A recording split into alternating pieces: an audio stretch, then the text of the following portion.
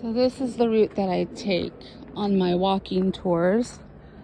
I give a historic garden walk, so I do know learning the plants. My favorite things are the wildlife and the history. And out in the distance yonder over there, there's a turtle sunning himself.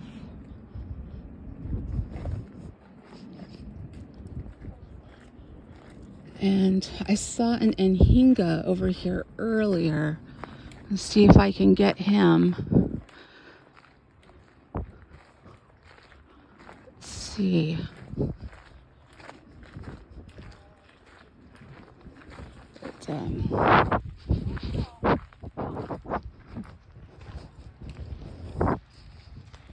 Let's see. No, the anhinga has flown away. Darn it. He had his wings spread. He was preening himself, getting his wings dry so he could fish some more. There was a gator that was pretty close to the shore over here, but I don't see him now.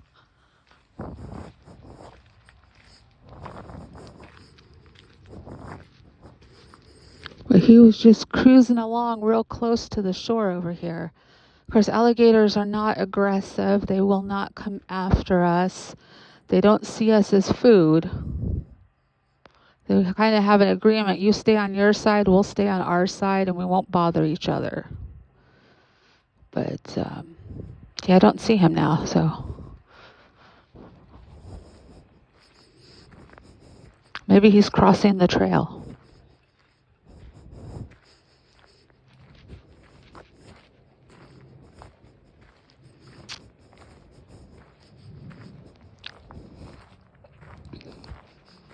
So this is the perimeter of the gardens out here. Now, the garden is a romantic style, meaning that they just let it go wild. They don't prune it or shape it like you see today. People shearing their hedges, things like that.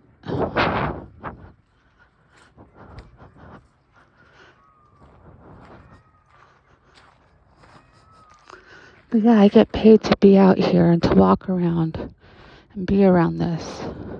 It's a nice spot where Reverend Drayton liked to sit and write his sermons. He said he felt closest to God over here.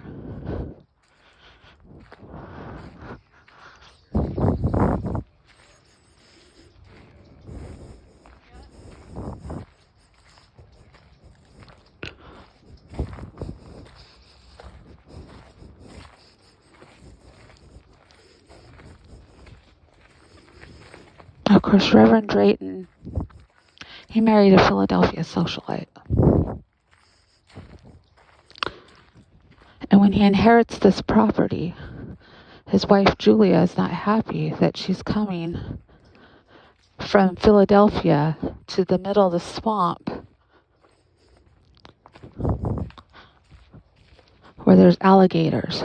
We have 6 types of venomous snakes out here, poisonous spiders, mosquitoes in the standing water of the rice fields, which is now a wildlife preserve. In the middle of nowhere, hot, humid. And so it's her husband who puts these romantic style gardens in to give his wife an earthly paradise. Now, this is the Drayton family tomb. And I don't know if you can see those pock marks. But when the Union Army occupied Charleston, they went up and down the Ashley River. They burned and looted 34 plantation homes. And they used this family tomb as target practice. So those are from the mini balls of the firearms of the Union soldiers. Those are our pontoon boats. Those will be up and running this weekend.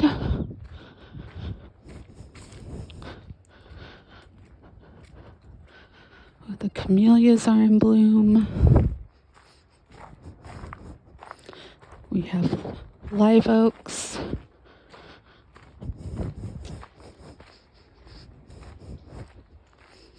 Of course, that tomb, the bottom brick, is actually the ceiling of the tomb. So when you'd open it, you'd go down steps about 6 feet. And it was 12 feet by 10 feet and 6 feet high. But I want to show you some of this beautiful scenery. This is where Reverend Drayton would meet the steamboats that would drop off tourists in the 1860s and 70s. For $1.25, you could come out here. He'd give you a personal tour of the gardens, his house, and provide you a boxed picnic lunch, all for $1.25. And that's what saves his plantation. There's a snow egret out there fishing. I don't know if you can see it. The camera on the cell phone really is terrible. But you see, Reverend Drayton, unfortunately, at the beginning of the Civil War, invests all of his money into Confederate stocks and bonds, and we all know how that turned out. So at the end of the war, he's broke. The Union Army has burned down his home at Magnolia, and he sells off 1,500 of the 2,000 acres just to pay the back taxes. So he's still broke when he opens his gardens up.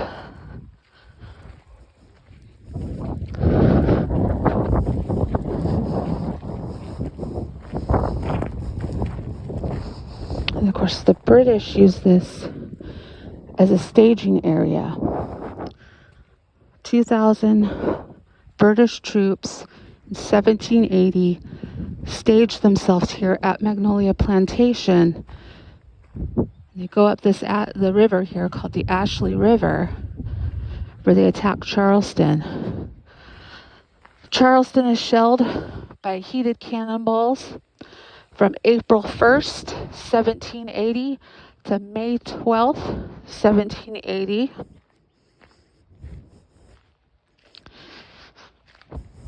The city is in ruins, but Charleston survives at the end. Charleston survives. And I like to think of Charleston as a survivor. If it were a person, we call her a survivor. It survived the occupation of Charleston during that 1780 invasion by the British. It's occupied by the British. In 1865, the Union Army comes down and they attack the city of Charleston. They cannonade Charleston for about 3 months solid, destroying buildings and burning the city to the ground, creating martial law and occupying. This is a foreign enemy army occupying the city of Charleston. And we have our alligator friend with his back to us. A lot of people getting very close to him. And I'm waiting for someone to say, "Hold my beer." I'm going to go try and wrestle this alligator. Alligators are not aggressive. They don't see us as food. Their attitude is, you stay on your side of the swamp, we'll stay on my side. You stay on your side of the swamp, we'll stay on our side of the swamp, and we'll all be happy.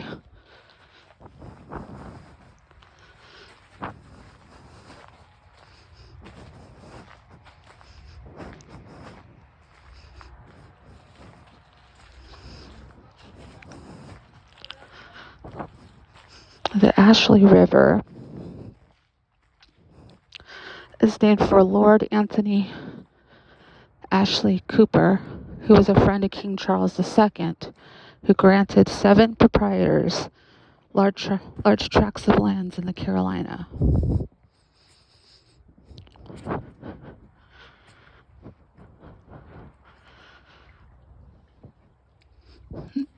I just want you all to see how quick that tide, that current is going. Charleston is 10 miles from here, up the river. The Cooper River and the Ashley River form to create the Atlantic Ocean.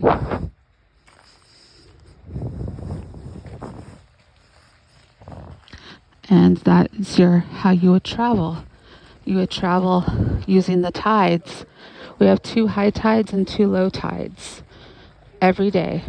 And the differential is about 6 to 8 feet tidal difference between high tide and low tide. So again, this is my route that I take every day. We have camellias, we have azaleas. Now, Reverend Drayton, he also, when he imported all of these oriental plants, he'd also breed or cross-pollinate them and create new breeds of plant. Now, and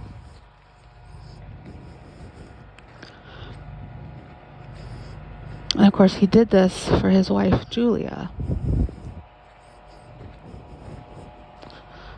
Let's see.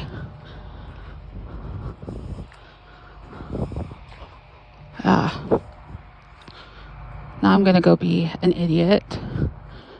I want to try and get a close-up of that alligator. He's a big boy. I don't want to get too close, but I just want to get a good shot of him. A lot of people have been over here kind of agitating him. And we have 6 kinds of venomous snakes here in South Carolina. 3 types of rattlesnake, the cottonmouth water moccasin, the coral snake, and yeah. So there is that gator. Isn't he gorgeous? He's just sunning himself. He just opened his eye and there's a turtle friend. I think they're beautiful. Now he's the kind you don't need to worry about. It's the crocodile. That's the asshole. Alligator is Spanish for large lizard. Oh, but my turtle, he's moving. He's looking at me. He can hear me. Hi, Donatello. The alligators and the turtles get along. I'm not going to bother him too much because I want him to come back.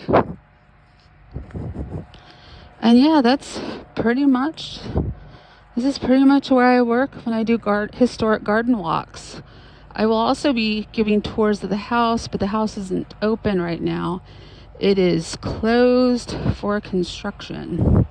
And these construction workers keep telling us the house will be ready in 2 days. And then 2 days come and they say 2 more days. The more days come and they say 2 more days. So who knows when the house will be opened. But supposedly tomorrow. I'll be in there working, giving tours in the air conditioning. I mean, the weather's beautiful right now. It's like 70, 80 degrees. Perfect weather. The animals are out. There's our red bridge. But yeah, this is part of that 500 acres that we have left.